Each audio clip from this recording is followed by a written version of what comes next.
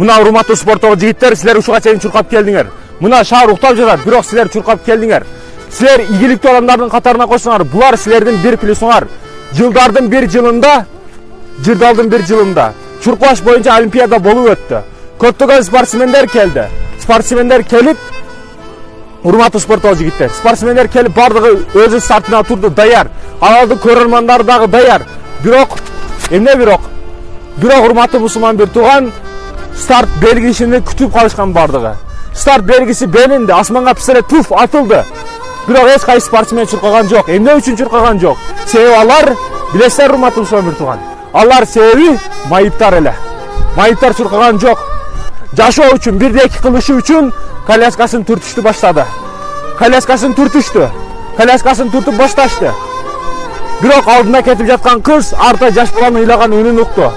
Ыйлаган үнүн угуп артын караса, бир коляскада түртүп келе жаткан жаш бала жыгылып калыптыр. Ал жыгылган учурда, кыйынчылык учурда жан дүйнөдө эмне болот, кандай сезимдер пайда болот, алар билет, себеби алар практика жүзүндө көргөн ошону. Ошентип бул артка кайтып келип баяга жардам берип тургузду. Башкалары биринчи орунду ким алды дейсиз? Биринчи орунду кызыл лентаны ким үздү дейсиз? Бардыгы келип 9 спортсмен бирдей үзүштү. Урматтуу мусулман бир тууган, спорт таштабаш керек. Спорт бардыгыбызга керек нерсе. Ден соолук үчүн, руханиятыбыз үчүн кадимкидей таасирин берет. Керек бизге спорт. Пайгамбарыбыз саллаллаху алейхи вассалам дагы эң күчтүү спортсмен эле. Абу Даудтун риваятында келет, урматтуу спорттогу жигиттер. Абу Даудтун риваятында Пайгамбарыбыз саллаллаху алейхи вассаламдын алдына Рукана деген мусулман эмес эле, күчтүү самбис келет. Рукана келип, "Эй Мухаммад, кел күрөшөбүз" дейт. Пайгамбарыбыз бутум ооруп атат, колум ооруп атат. "Мен күрөштү билбеймин, жек бүгүн кеч кирип калды" деген жок. "Күрөшкө эмне тигесиң" деди. "Койлордун арасынан бирөөсүн коем" деди. Ошентип күрөш башталып, Пайгамбарыбыз желкеси жерге 3 жолу чабат Рукананы. Рукана ошол жерде мусулман болот. Көрдүңүздөр, Пайгамбар спортта дагы номер 1 эле. Пайгамбардын тарбиясын алган сахабалар дагы Умар ибн Хаттаб, Халид ибн Валид, Умар ибн Хаттаб, Билал радиаллаху анху эң күчтүү спортсмендер болгон булар. Пайгамбардын тарбиясын алган спортсмендер булар. Билал радиаллаху анхунун көтөргөн таштарын бүгүн мен деген спортсмендер көтөрө албайт. Эмне үчүн? Күнүн 60-70 күндүн градус ыстыгында ошончолук кыйнап, азап берип койгон таштарды ал ла иляха иллаллаху Мухаммад расулуллах деп көтөргөн. Урматтуу мусулман бир тууган, Халид ибн Валид Аллахтын кылычы болгон. Аллахтын кылычы эле. Кайсыл жерге жеңишке, согушка барса, ар дайым жеңип кайткан. Эч качан жеңилген эмес. Жеңиш менен кайткан ар дайым. Анын атын укканда мен деген империялар коркуп титиреп турган, мен деген спортсмендер коркуп титиреп турган. Кой, ушуга каршы чыганмынбы? Кудайым ушуна сакта, Халидтен сакта деп турган. Урматтуу мусулман бир тууган, Умар ибн Хаттаб ушундай руханий сахаба болгон. Бир көчөдөн басса, шайтан жиндер башка көчөгө качып кеткен. Спортсмендер эмес, көчөнүн балдары эмес. Башка балдар, шайтан жиндер башка көчөгө качып өтүп кетишти, урматтуу мусулман бир тууган. Ошондой спортсмен руханий сахабалар. Урматтуу мусулман бир тууганым, Манас атабыз дагы биз үчүн үлгү.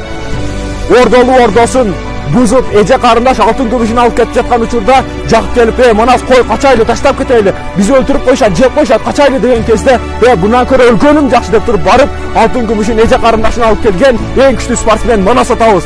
Ал биз үчүн эң күчтүү тарбия берген спортсмен атабыз. Кожомкул баатыр, урматтуу мусулман бир тууган. Дүйнө жүзүндө жер шарында эстеликтер көп. Атты минген, атты жанында турган, бирок атты көтөрүп турган эстелик дүйнөдө жалгыз ал болсо Кыргызстанда Кожомкул атабыз. Дуале спортта да атты көтөрүп турат эстелигинде. Туашуга келген учурда атынын буту кайрылып сынып калып, мен досуга кыянат кылбайм, мен сени таштап кетпеймин деп, атыны көтөрүп Туашудан өтүп кеткен Кожомкул баатыр биздин атабыз. Чын жүрөктөн мекен үчүн жанын берип кызмат кылып, окко дүзөткө төшүн тосуп, Чолпонбай баатыр, урматтуу мусулман бир тууган. Бул биз үчүн чоң үлгү, чоң бизге насаат берүүчү спортсмен аталарыбыз. Булардан үлгү албаса кимден үлгү алабыз? Тилекке каршы ошондой өкүнүчтүү нерсе, ошондой ата-бабаларыбыз гантель көтөрүп, таш көтөрүп жүрсө, бүгүн арак, насыбай, тамек көтөрүп жүргөндөр жок эмес. Спорту таштабаш керек. Спортсмен болушуңар керек. Мухаммад Али бардык күчү менен иштейт эле, бардык аракети менен иштейт эле. Спорт жазуучусу, спорттун тарыхын жазган бир адам келет. Мухаммад Алиден бул машыкты канча жолу кайталап жасайсың деп суроо берет. Ал Мухаммад Али преске иштеп жаткан болчу. Мен бул оорумайынча, курсагым ооруп калганча эсептебеймин дейт. Элестесеңиз ал эсептебейт эле курсак оорумайынча. Balki morgonga чейин 100 жолу, 1000 жолу, 500 жолу жасайт Алмашыкты. Бирок эсептебейт эле. Мына бардык күчү менен аракет жасаш, мына бардык диди менен аракет кылыш. Ар бириңер ушуна аракет кылышыңар керек. Анын ушунчалык эмгегин көрүп, Майк Тайсон дагы мен да чемпион болом, көгүчкөндөрүмдү сактайм, үй бүлөмдү сактайм, өзүмдү сактайм деп спортсмен болом деп ошондой спортсмен болуп кетти. Мухаммад Алини көрүп. Брюс Ли дагы бардык күчү менен иштеген. Анын актерлору киного тартып жаткан учурда кичине жайыраак тепкин, камера тарткан успейт этпейт ат деп суранышкан режиссерлор. Ошондой күчтүү спортсмендер булар бардык күчү менен иштеген, урматтуу мусулмандар. Максатынан кайткан эмес. Кытайлык Джек Ма, урматтуу мусулмандар. Кытайлык Джек Ма эң күчтүү бизнесмен. Бирок Кытайдын эң кеде үй бүлөсүнөн чыккан. Бул окуусун бүтүп университетке тапшырам деп 3 жолу тапшырылган эмес. Жыгылган. Университет ошого калды, жумушка кирейин деп 30 жол жумушка барып 30 жол кире алган эмес. Буларга окшободу. Эми полицияга кирем деп полицияга да кире алган эмес. Сен тураны келейсиң деп айда берген. Бирок ал кайттыбы? Максатынан кайттыбы? Жок, урматтуу мусулмандар. Электр лампасы үстүндө иштеген Томас Эдисон да, урматтуу мусулмандар. Томас Эдисон 10 000 жол аракет кылып, анан кийин электр лампасын ойлоп тапкан. Бүткүл дүйнөнү жарытып турат анын лампалары бүгүн. Эгер ал 9 000 жолда кайтып жибергенде, башка иш кылам, Россияга кетем, иштейм, башка иш кылам дегенде, ал азыр эч ким тааныбаган Томас Эдисон болуп калмак. Бирок азыр баары аны тааныйт. Урматтуу мусулмандар, аракет кылыш керек. Мекен үчүн, дин үчүн, эл жер үчүн. Эмне сени токтотуп жатат? Айтчы. Убактың жокпу, акчаң жокпу, билигиң жокпу, тааныш билишиң жокпу? Ушул сени токтотуп жаткан нерсе? Ушул нерседен токтотуп жатасың сени? Премияң жокпу, убактың жокпу? Жок, сени токтотуп жаткан нерсе сен өзүңсүң. Сен өзүң артка тартып жатасың. Сен өзүңдү өзүң минуска түртүп жатасың. Сени токтотуп жаткан нерсе сен өзүң. Ийгилик, урматтуу мусулмандар, бийик чокуларда жайгашкан. Аны алуу, ага жетүү кыйынчылыкты талап кылат, эмгекти талап кылат. Ага жетиш оңой эмес. Бийик чокулардагы кааласаң, ийгиликти кааласаң, алма пишип өзү оозуңа түшүп калбайт, аракет кыл. Калп эле кыжалат болуш токтот, өзүң алдаш токтот. Жалкоого ар дайым, урматтуу мусулмандар, шылтоо даяр. Жалкоо кыламын деген адам жол табат, кылбаймын деген шылтоо табат, шылтоо таба берет жалкоо адам. Ар кимге өзүңдүн проблемаңды айтып, адамдардын ырайымын келтиришти токтот, урматтуу мусулмандар. Аракет кыл сен. Эгер мен 570 минут ассамблея үйдө жашасам, сен мага көрө албастык кылышка укугуң жок. Эмне үчүн? Себеп мен аркам тердеп иштеген ал нерселерге жетиш үчүн. Ал учурда иштеген учурунда эч ким менден абалың кандай деп сураган эмес. Аракет кылышыңар керек силер дагы. Урматтуу мусулмандар, аракет кылышыңар керек. Айлана чөрөңдөгү бардык мүмкүнчүлүктөрдөн пайдалан. Сенин колуңан келет, мен сага ишенем. Аракет кыл. Бул сенин мессаң, бул сенин ордуң, бул сенин сүйгөнүң, бул сенин бардыгың, бул сенин байлыгың, бул сенин колдонуучу нерсең, бул сенин үмүтүң, бул сенин максатың. Аракет кыл. Жет. Жашоодо эмне кааласаң бардыгына жет, бирок сыноолорго даяр бол.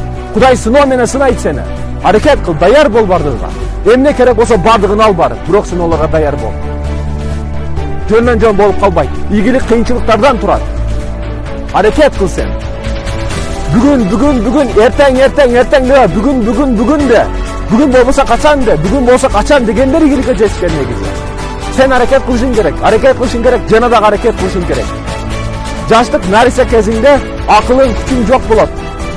Карыган аксакал болгон чагыңда күчүң жок болот, бирок жаштык кезде күчүң акылыңда чогуу турган мезгил, ал учурда дүйнөнүн акыреттин ишин бүтүр. Мен дагы бүгүн 21 жашта болсом, дин үчүн, мекен үчүн, Куран үчүн, иманым үчүн, ислам үчүн, мекеним үчүн, эл жерим үчүн кылып турган иштерим өтө көп. Аракет кылайлы. Урматтуу мусулман бир туугандарым, сен аракет кыл, эч качан жеңилбе. Толка вперед, алдыга. Бүгүн сенин акыркы күнүң депти. У тебя сегодня последний день. Аракет кыл. Бүгүн акыркы күнүң. Бүгүн болбосо качан де. Ошондой ийгиликке жетесиң.